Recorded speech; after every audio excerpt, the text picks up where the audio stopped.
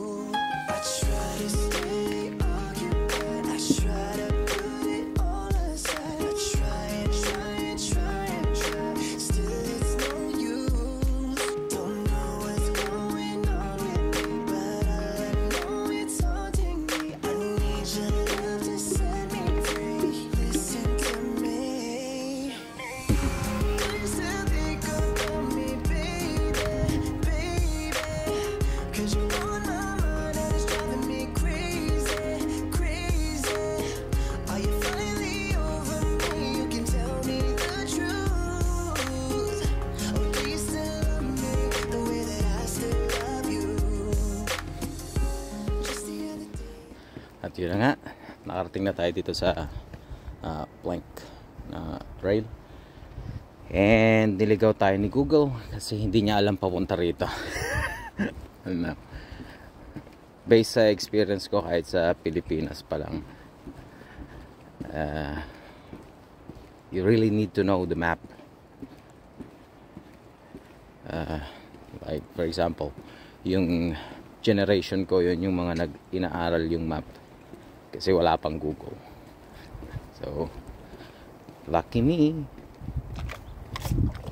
Sorry. Huh? Nice, right? Woohoo!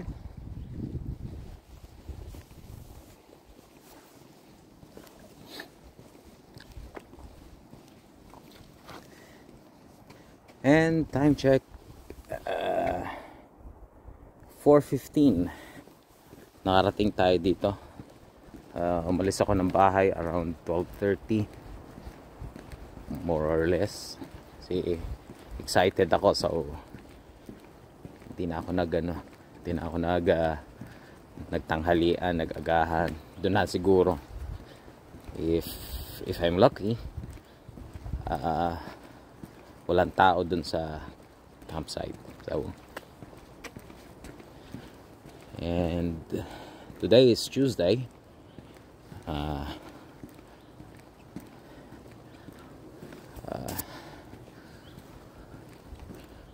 Oh, look at that. Mukhang malalayo pa according dun sa board kanina. It's more or less 500 meters. Ayan siya. 500 meters. So bilib din ako sa nagtayo nitong mga plangketa kasi labor intensive yung magtatayo ka dito. And ano naman to ng government nila. So I wonder, maganda kayong daanan to ng bike. Umangat na siya. Okay. Alam mo yung pag nasa Pilipinas ka tapos yung may outing kayo tapos ang haba na daanan kayong traffic and malayo masyado yung lugar, kagaya ng Kalatagan for example, tapos may makikita ka na ganyan, bodies of water kasi nga outing kayo. Ang saya-saya mo na niyan. So yay! After 3 hours of travel, more or less nasa 3.5 hour yung biniyahe ko. So see that. And masarap sa pakiramdam kapag ganito. Wala kang pasok tapos literal na bakasyon. Hindi mo na kailangan lumayo. It's like 15 kilometers mula sa bahay. So kung sa Pilipinas to, from Taguig hanggang maybe Ortigas or Cubao, ganon, naglalakad ka. Ganon lang din naman kasi kalayo yun. Pag nilakad mo, ganon kasi ka, depende sa speed ng paglalakad mo. And natin to, bumalik tayo sa trail mamaya. Ang problema ko lang mamaya is hanggang what time ako aalis dito. If mag-overnight ako, ay hindi tayo masyadong prepared. I think so. Ayan na siya.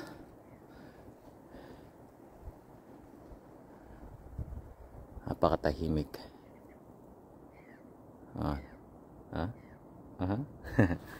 Alright.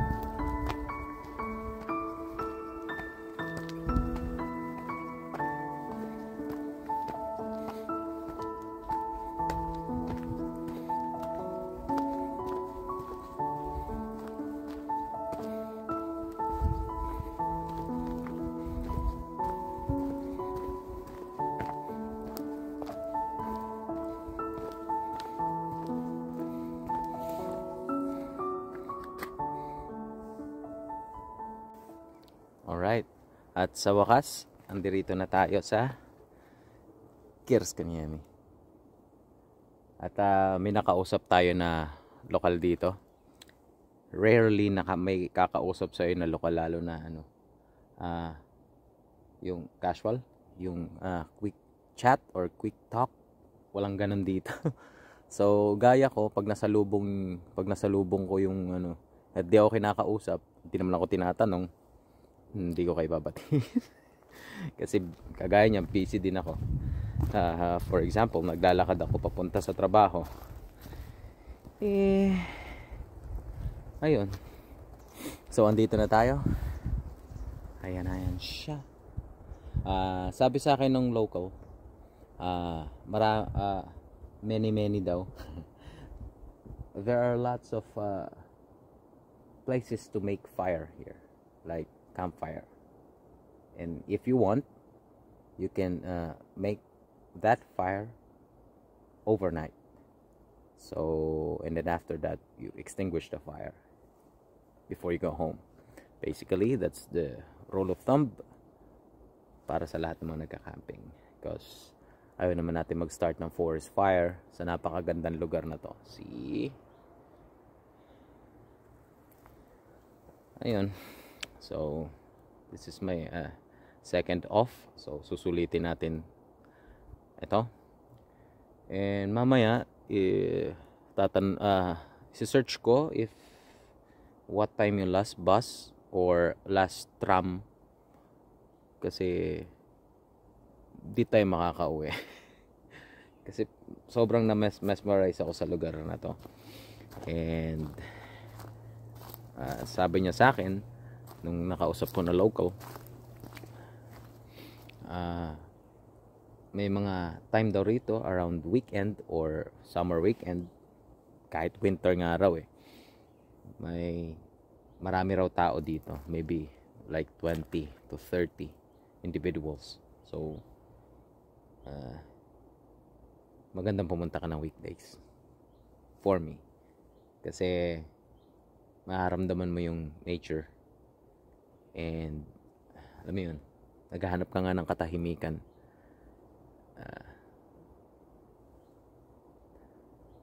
Kaya weekdays kayo pumunta. And salamat nga pala dun sa mga na-impluwensyahan kong mag campfire, mga kaibigan ko sa Mäkäräjärvi. Hope nag-enjoy kayo. At di naman din ganun kalayo tumula sa inyo. Try nyo na rin dito. But remember na discipline always. Kasi kagaya niyan, trash. And may portalet naman around that corner. Malapit dun sa firewood stand. So there is no reason para magkalat. And napakaganda ng lugar. Actually, niligaw nga ako ng Google. Doon ako nanggaling. Then bumalik ako papunta rito. Lesson learned. Mula nung nagbabike pa ako sa Pilipinas. And kung kayo gagamit ng Google, for example, punta kayo ng dito, Kierskanjärvi, aralin nyo mabuti yung map. And then, putol-putulin nyo yung pin. Huwag yung straight. Halimbawa, from Tampere, yung city center, i-drop mo yung pin papunta agad dito kasi ililigaw ka talaga niya. And then, you zoom in para makita mo kung ang tinuturo ni Google itatawid ka ng lawa. Kasi minsan, pwede naman if winter. Like for example, today is spring. So hindi ka makakatawid unless you will rent a boat. And may app naman sila tungkol dun. So tara, nagugutom na ako, pagod na ako, 3 oras at kalahati na ako naglalakad. But it's worth it. Look at that. It's worth the effort.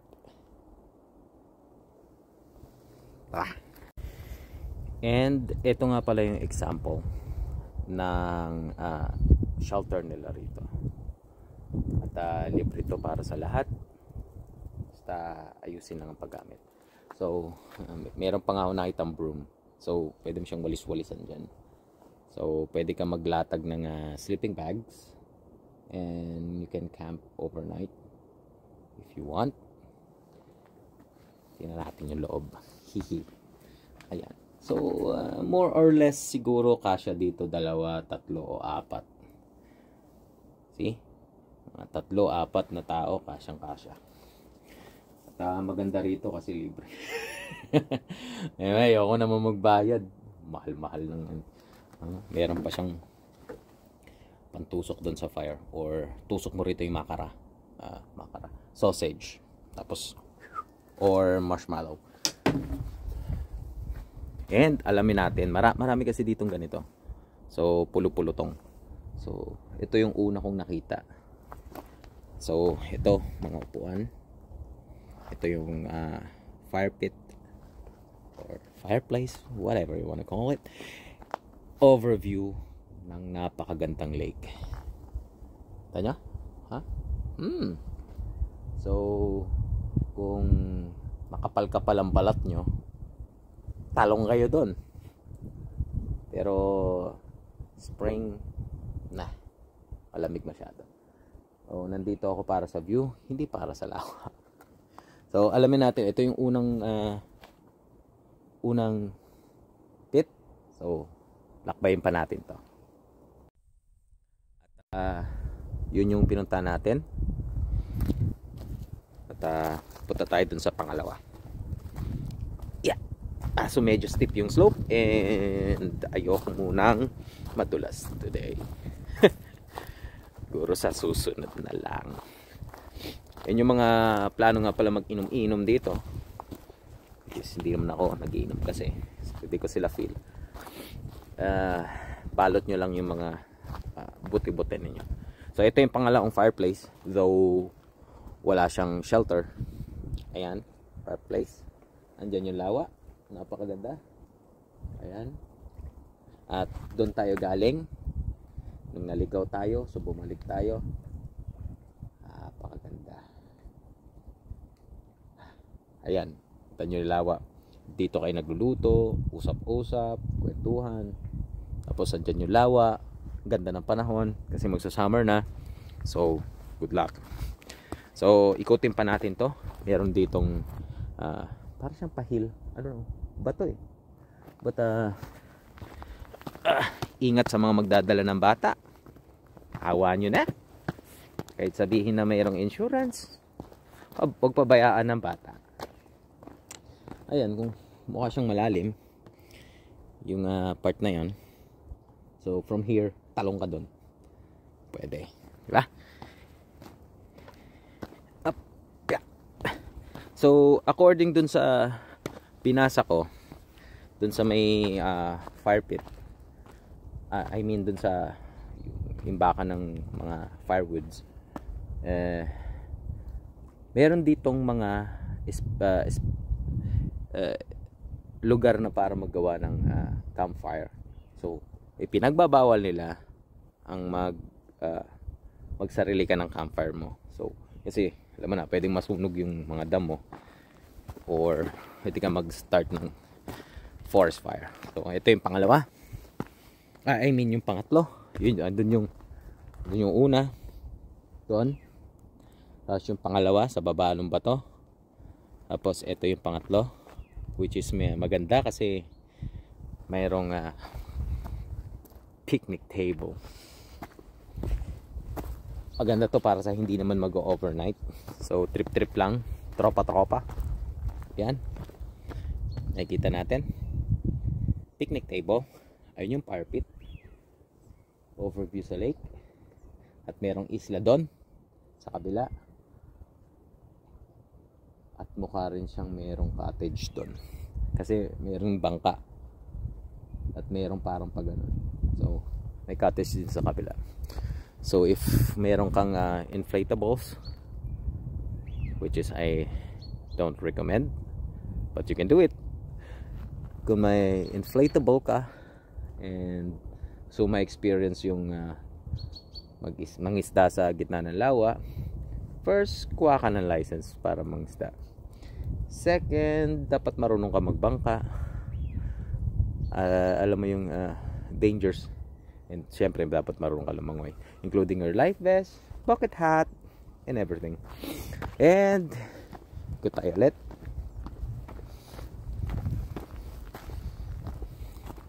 Alam mo, pagod na ako, tapos gutom na ako, pero sobrang excited ko. I don't know. Dahil siguro matagal akong hindi nakaalis ng ng bahay para mag trail or mag trek. And ito yung isa pa. Ayan. So 4 na. Tapos plus yung picnic table.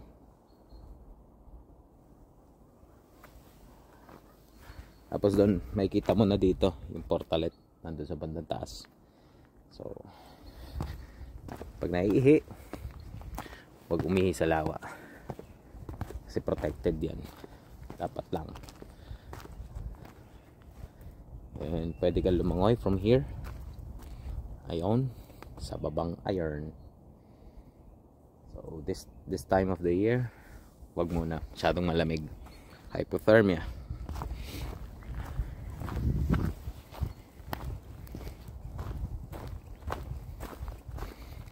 At meron pa doon, ito yung nakikita sa Google Map. Ayun, may tao. Ayun. So yun yung pinaka ano dun sa nakikita mo sa Google Map, kasi may pinto. Tapos ayan. So ayun siya lahat. Tapos may kuhaan na rin ng firewood. Mukhang nagka-camp siya doon. Ayun o, mama. Ayun. So now, papahinga muna ako doon sa una nating nakita. Because mamaya siguro tatry ko puntahan yung lugar na yun. Kasi may tao kasi. Pag wala ng tao, or kung aalis siya, titingnan natin. But yeah. Ito tayo sa una natin nakita.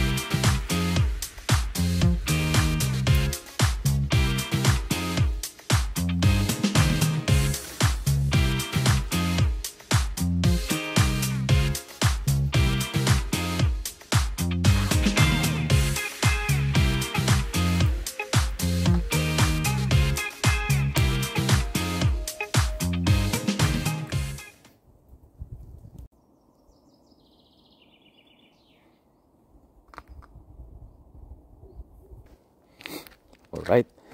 Sobrang lamig na. Ano oras na ba? Alas 9. 9 p.m. So, pabalik na tayo. Kung saan tayo naglakad kanina, yun pa rin yung lalakad natin. So, more or less, siguro 11 makakarating na ako ng bahay. Or before 12. Sana abutan ko yung last na tram. Bueno, kung ngayon nanonood pa rin kayo, maraming salamat. And hanggang sa susunod natin adventure.